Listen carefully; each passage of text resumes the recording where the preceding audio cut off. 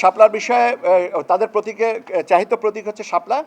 শাপলার বিষয়ে নির্বাচন কমিশনের অবস্থান একই, যেহেতু নির্বাচন পরিচালনা বিধিমালায় এটা নাই, অর্থাৎ দেওয়ার সুযোগ নাই।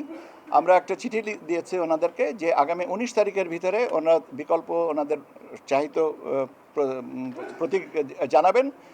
যদি এটা 19 তারিখের ভিতরে না জানান তাহলে স্বীয় বিবেচনায় নির্বাচন কমিশন এ বিষয়ে প্রতীক সিদ্ধান্ত নেবে। স্যার, শাপলা প্রতীক অন্তর্ভুক্ত করার কোনো আইনি প্রতিবন্ধকতা আছে নাকি আপনার কাছে? আইনি প্রতিবন্ধকতা শাপলাকে কমিশন মনে করে শাপলাকে অন্তর্ভুক্ত করার দরকার নাই। ওকে, মানে সেটা কোন যুক্তিতে কোন আইনের আলোকে সেটা বলছেন? সেটা তো আইনের কথা। এখন ব্যাপার হচ্ছে যে আইনটা কিসের জন্য? আইনটা অবস্থান হয় যে পরিস্থিতি, পরিবেশ এবং প্রয়োজনীয়তার ভিত্তিতে। নির্বাচন কমিশন মনে করে যে এটা দরকার নাই, এটাই হচ্ছে এই মনে করার উপরেই কি তাহলে জাতীয় ডিপেন্ড প্রতীকের করতেছে? পার্টের কারণে যে আলোচনাটা হচ্ছে ওই বাবা, কারণে এই জিনিসটার আমি নির্বাচন কমিশনের সিদ্ধান্তটা বলেছে যে এটা নির্বাচন কমিশনের সিদ্ধান্ত যে এটা প্রয়োজন নাই, এটাই।